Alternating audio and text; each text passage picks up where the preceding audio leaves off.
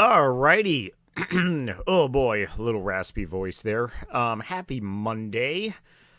Oh, we have a lot of stuff to talk about because one, this is going to be humongous for the market. Well, right now we are experiencing a lot of uppage buying pressure, momentum, great bullish sentiment around the stock market. Right now it is time 2:45 p.m. Eastern Standard Time. Market still has over an hour, 15 minutes to go for being open, and then after hours, we're going to see if this rally really continues into tomorrow. But yes, it looks like the longest government shutdown is coming to an end. If this does truly happen, then I was completely wrong. And a lot of other people saying that this government shutdown is going to last into the new year. But it very well could have. And it's very strange how the Democrats kind of really cave because they really had or have so much leverage. Leverage in the sense that they have the midterms coming up. So, I mean, if stuff starts going down south, then the Republicans are going to be blamed. So the fact that the Republicans ended up getting enough votes, what it looks like, and it's probably going to end up passing. The government's going to reopen, but here's a catch-22. The government is going to reopen, but I believe it's only good until January. November 9th, government shutdown updates, government shutdown lives. Let's check this one out. What do we know? Day 41. Okay, here it is. So the bill will extend. Why do I always get cooking channels? We don't need that crap. You're talking January. So this is very bad. It's not talked about. And this is going to be a hurdle. Once again, it's going to be a hurdle if we enter into a new government shutdown at the beginning of 2026. Okay, so let's go ahead and look at the SPY. SoFi is rallying hard, a solid like 10% almost by being up today. Pretty much recovered for the last like week and a half-ish of every single thing. We didn't even touch the 100-day moving average. We came close. A lot of buyers more than likely stepped in, I believe, Friday. But then again, Friday, the reason why buyers stepped in is because of the potential great sentiment about the government reopening. Imagine if the government was not going to reopen, you would not have had this massive green candle. Because Friday, so for anyone out there that doesn't know how to read a candlestick, these represent 1 days. So each candlestick is 1 day. So what a green candle, this is actually an insanely bullish candlestick right here. Very, very bullish.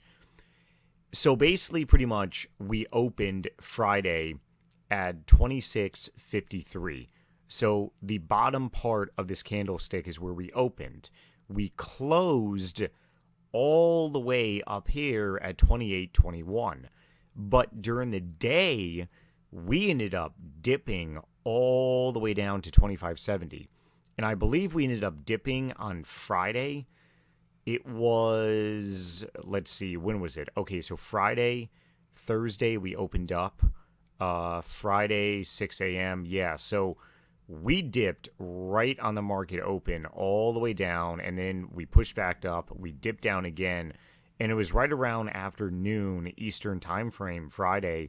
And the whole reason that I held off on making a video, I actually was going to make a video Friday afternoon. This weekend I was a little busy, but I didn't want to make a video saying, hey, you know, we're going to have the government reopen. Wanted actual confirmation, and pretty much got confirmation.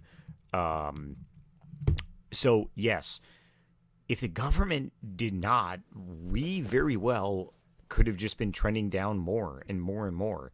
So it's pretty remarkable. Could we have trended all the way down to the 100? Who knows? I mean, there was a lot of fears early Friday, let alone Thursday last week. Okay, so that's how you read a green candle. We opened up at 26. We ended up reaching a low on the day at 25.70, and then we closed all the way up here. Now, on a red candlestick, a bearish candlestick, we ended up opening at $30.12. We pushed on the day for a high, which is a wick, all the way up to 30.85, but we closed on the day 27.15. So it's basically the opposite. The top is where you open on the day for a red candlestick, and the bottom is where you finish. On a green candlestick, you open on the bottom and you finish on the top. And as you see right now, we basically opened up at 29.06, and we're pushing higher and higher and higher. So we could very well maybe close even. If we close above 31, extremely bullish. We need like another 0.5%. Could very well happen. We are in power hour right now. A lot of volume comes into the stock market very early, 0930 up until like 1045, and then you see the second half of the massive volume typically coming in after 2 p.m. all the way up until 4 p.m. So we could very well continue to push higher, and that's awesome. Here is the problem, though. The problem is that our labor market is still not doing the best. So the Federal Reserve is going to be getting a whole bunch of data points, and they can very well say, hey, the labor market is really bad. That would just be a reason for the stock market to really go down. And what a lot of people fail to really understand here is that, okay, you have SoFi. SoFi is doing great. But if you look at a lot of other companies, if you look at housing companies, a really big housing company is RH. You look at them, it's just like, oh man, this is one day. Like, the housing stocks are just terrible. Absolutely terrible. So, yes, the major indexes are doing wonderful and are semi-recovering near all-time highs, but we're still at all-time highs, near all-time highs, and our labor market is not doing so hot. Everything is aligning, in my opinion, for some type of a correction. Do I think it's going to be a full-blown crash? No, not anymore. I mean, if it truly is, that's going to be a shell shocker for so many people, including myself. But the amount of money that's on the sidelines, I showed this in one of my previous videos. I believe it's 7 trillion. Let me go ahead and pull this up here. Almost positive it's 7 trillion. Let's see. Amount of money in money markets. And what that means for the amount of money in money markets. Okay, maybe it's not 7. Oh, wait, no, it is. I literally just saw it. Okay, yeah. $7.5 trillion of the amount of money in money markets. So what that means is that there is so much money on the sidelines to dump into the market. A lot of the reasons being is because so many hedge funds, so many people sold out during the beginning of this year, and they have just been waiting now to get back in. And they're like, well, shit, what do I do? Do I, get back in now, or do I wait? They're all, a lot of hedge funds are really waiting. So if we get a slightest of a correction, we get a 10% correction, which would be a nice pullback. Actually, even 10% correction is theoretically not even... I mean, depending who you talk to and ask, it could be. But, I mean, you're talking, yeah, we would go back all the way to the 200.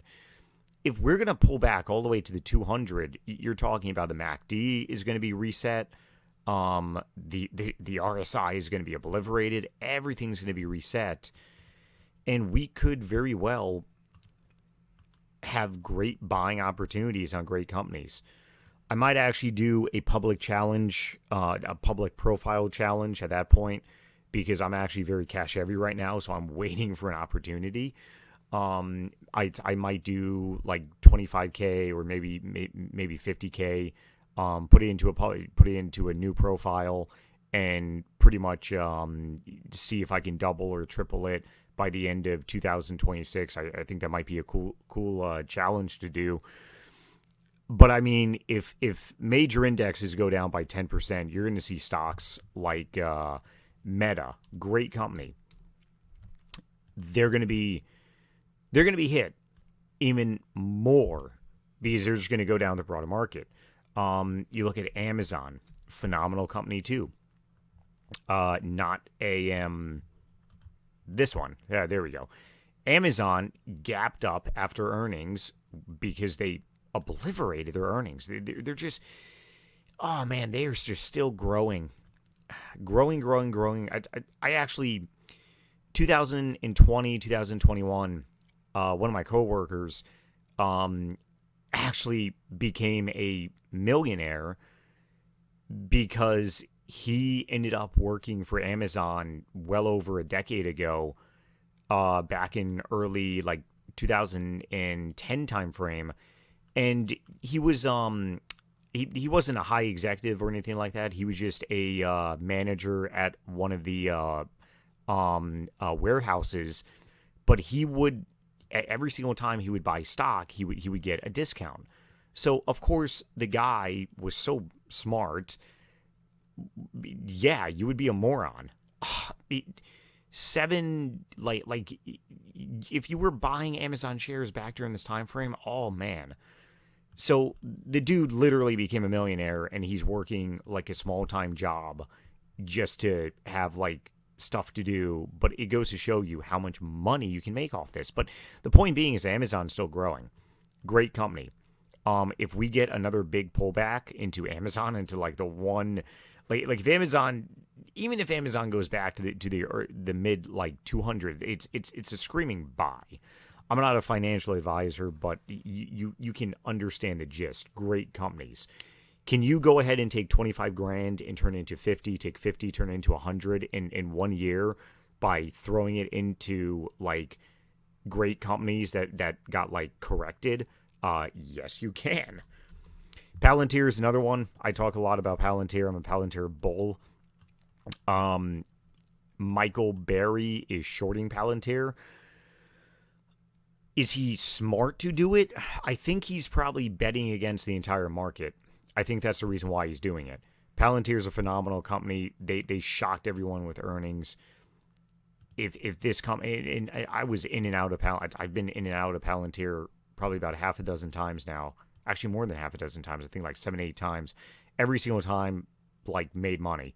Beyond 50% each time.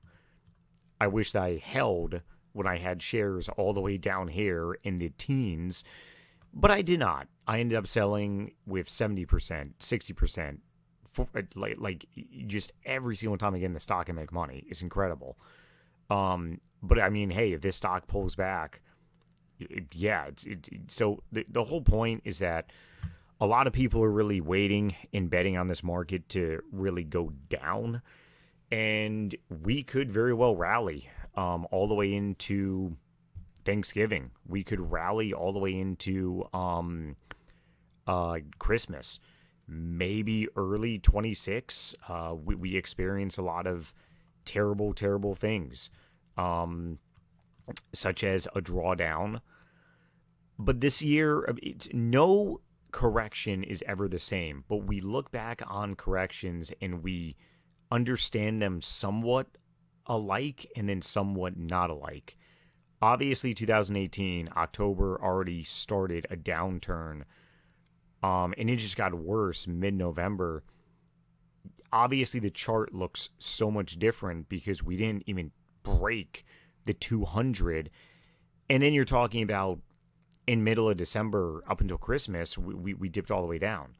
The point being is that what reason do we have to go down now? The government shutdown is about to be over. What would get this market to actually go down like 10%? I don't know. You have wars being settled. We have a president right now that is very much gung-ho about ending wars. So, I mean, the markets are not really shooken up anything by geopolitical sense.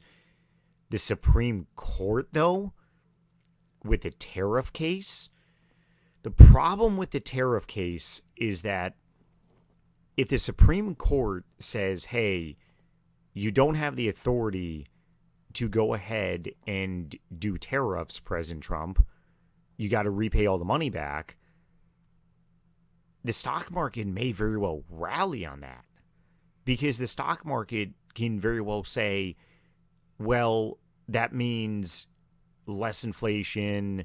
That even though right now, like, our inflation is nowhat near what it used to be like in 2022 and 23, the stock market may rally on that. But what damage does it have done to our economy? And then hypothetically, if it's the other way around, yeah, do as many tariffs as you want. And then Donald Trump says, okay, stock market's near all-time high. I'm gonna do more tariffs next year. You're going to see maybe another correction like earlier this year. The point being is that nobody really knows. I'm a small fish in a big pond. I'm not in the inner circle at all, so I don't know, but I'm left guessing. It's good to talk about. Otherwise, if you're new here, welcome. Hopefully this video finds you joy. Please give it a like. Please subscribe for more content.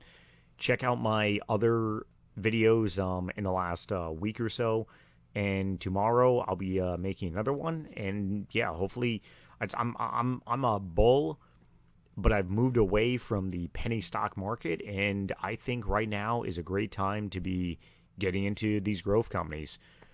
All right, catch you guys on the next one. Later.